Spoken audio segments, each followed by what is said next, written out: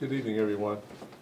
We're here this evening relative to a very regrettable situation, a tragedy, not just for the community but also for the police department. There's some questions out there that we have to answer from an administrative end, and the director touched on them just briefly. Why did we get involved in a chase for over 20 minutes? Why did we have 13 officers involved shooting their weapons, firing 137 rounds? Those questions, why, have been floating through my head, not all last night, all today. And I don't have answers for you right now. But I will say this, as we monitor the criminal investigation conducted by the East Cleveland Police Department, we are also currently right now investigating our pursuit and how we handle the tactical situation at the scene. Does the Cleveland Police Department have policies and procedures to cover pursuits, traffic stops, engagements with firearms? Yes. Do we train? Yes. Why this situation took place? There again, I don't know, but we will have answers for each and every one of you at some point during the course of the investigation and administrative review.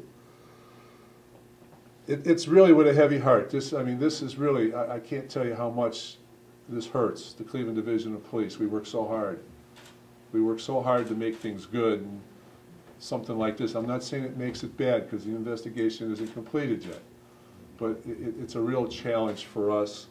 And at some point during the course of, we will be reaching out to the U.S. Attorney's Office and also the FBI to ask the assistance recommendations from the Civil Rights Division.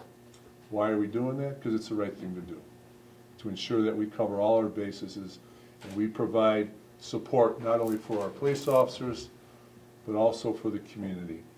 With that said, the officers that were involved, we did have 13 officers fire their weapons. They're currently on administrative leave for 3 days.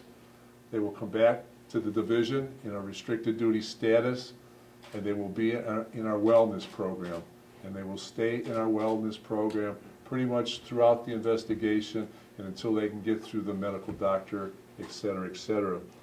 With that said, I would like to introduce Chief Ralph Spotts from the East Cleveland Police Department. He's a wonderful man, and we're going to do everything we can to cooperate with East Cleveland to ensure that we can find out why. Why did this happen?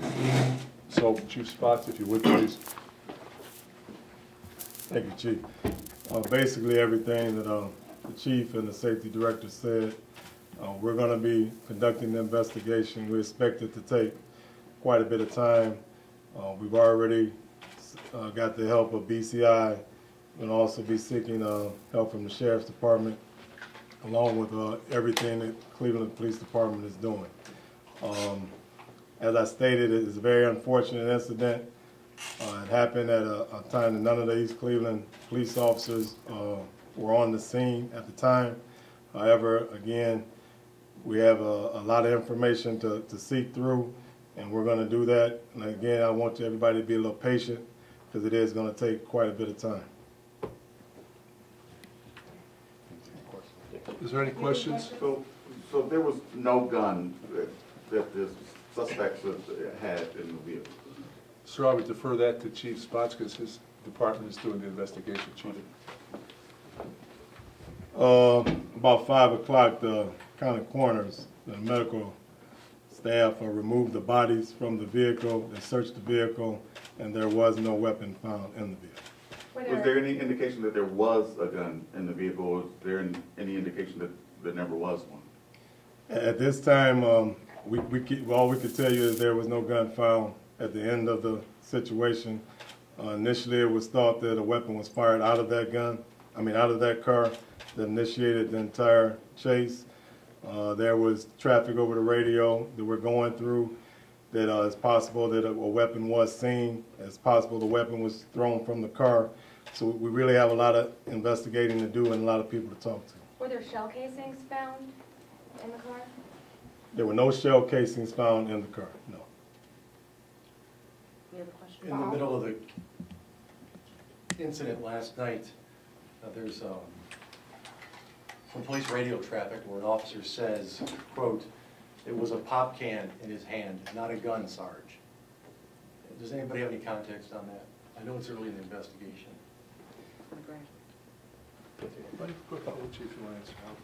Basically, there was a lot of things said during this pursuit. It was about anywhere from 20 to 25 minutes. That was one of the statements that was said. However, there were a couple other statements that we're looking into that also may have evidence that there was a gun.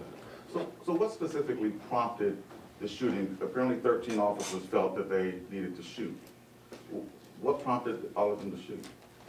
Again, I can't answer that right now. I mean, I wasn't involved in it, but apparently and obviously that the officers felt that fire was being coming from that vehicle in the direction of the other officers that were on the scene. Were they using the car they were in as a weapon or attempting to rush at the officers or anything like that? What happened was that the direction in which the car entered the parking lot, several CPD cars were in direct pursuit. It was a dead end and they couldn't get through, at which point they turned around and several officers turned around behind them, and the remaining cars were still coming, and it ended up in a head-on collision, which they rammed into the police car. So it was two police cars directly in front of the suspect vehicle.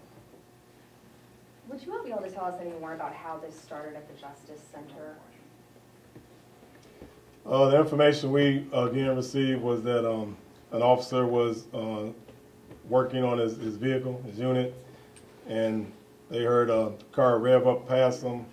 They heard what they thought was a gunshot directed either at them or at the building. That car took off at a high rate of speed. They forwarded that information to other cars, and that's where the pursuit started. And as you said, the pursuit lasted for about 25 minutes. At 205 St. Clair was a bullet case found. I'm sorry? Where this all started, 205 St. Clair, the report of a shot being fired. Any bullet casings found? Not at this time, no. Chief, I've seen you in a lot of news conferences, and you seem pretty troubled today. Are you leaning toward the fact that something went wrong last night? No, sir, I'm leaning towards the fact that 2 people have died, and we have 13 officers involved. And the impact not only on the families of the people that were killed, but also the officers who did it. It's not easy to, you know, when you do something out on the streets and somebody dies, I mean, you've got to carry that weight with you your whole life and your family, et cetera, et cetera. So this is a tragedy for everybody, the community, the police department, and I'm so troubled that our officers were involved in it. And I'm so troubled that those people died and their families and everything else. I mean, it's just a tragedy, and you try to make sense of it, and it's very difficult. All night long I'm thinking, you know, why did this happen? But we will find out why. We will find out why. I promise you, we will find out why. And Chief Spots here is a tremendous man. His department does a nice job, and I have all the confidence in the world in East Cleveland. Any more questions? Yeah. Any ideas? There were bullet holes found on both police vehicle and the suspect's vehicle. Is this a case of friendly fire then? Is there any evidence that the suspect shot at police vehicles at this point in time? You know, it's very early in the investigation, but according to the Chief Spots, that there was no weapon found in the vehicle. So that would lead me to believe that the bullet holes or the damage to our vehicles was friendly fire from our officers. From inside out, or were the officers shooting through their own windshields? That's to be determined. We haven't determined that yet. Both cars have been towed and they will be processed.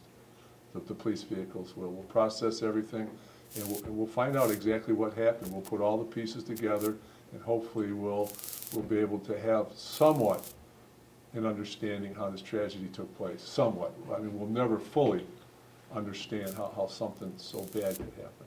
Chief, with 13 officers off the street at once, I don't know if they're in the same district or not, that's gotta leave you a little concerned too. It's very concerned. In fact, when I got to work this morning, and I got here early because I was up all night, I had that conversation with D.C. Williams, because Calvin Williams oversees field operations, and I'll defer to him, and he'll tell you what our protocol is going to be, how we're going to try to handle that. And it's not just the backfill, but now we have the emotional state of the other officers who are working for us and going out on the street 24 hours a day, 7 days a week. So, Calvin, if you could help us with that, please. Good evening. Basically, right now, we're entering a deployment plan for the 2nd District, where most of the involved officers are from. We have to ensure that the residents of the 2nd District continue to receive that same level of service as before this incident took place. We're doing that with some moving around of officers from some of our support staff, support units, to make sure that we have enough officers on the streets in the 2nd District. On the scene of the incident, our employee assistance unit was out, and they're basically going to ensure that our officers get the care they need in this situation. We definitely want to extend to the public that our hearts go out to the families of the people that lost their lives. This isn't something that we go out and intend to do every day. So we definitely want to make sure people know that we're concerned. And the investigation by Chief Spots in East Cleveland, of course, through the chief and the director, they have our full cooperation. And we're going to make sure that we get through this and that the public gets the answers that they need. Was the Justice Center the very first contact? Was there any contact for the Justice Center? The Justice Center was the first contact. Right out here on St. Clair between Ontario and West 3rd Street, going westbound. Any more questions? I have a quick question. Are there any security cameras or dash cam video that you guys will be reviewing? There will be some cameras out here on St. Clair that we'll be reviewing. And to my knowledge, I don't believe we had any dash cams in the vehicles involved, but we still have to check that. It's still too early for us. Stephanie has one more question. And Chief Spots, I think you might be able to answer this. Is there any more information on the 2 that are now dead? Do they have a criminal past? Are you releasing names? I actually don't have the names with me, but the male was a 42-year-old male. We can give you his name, surely. The female, we have yet to be able to identify. I mean, we have identified it, we yet to be able to make contact with next of kin. She was a 30-year-old African-American female. We're told that she was homeless and she was living in a shelter. So we haven't yet to find the next of kin for her. So we're going to attempt to do that, at least another day before we release her name. Is there any known relationship between the two? At this time, we don't know. Thank you.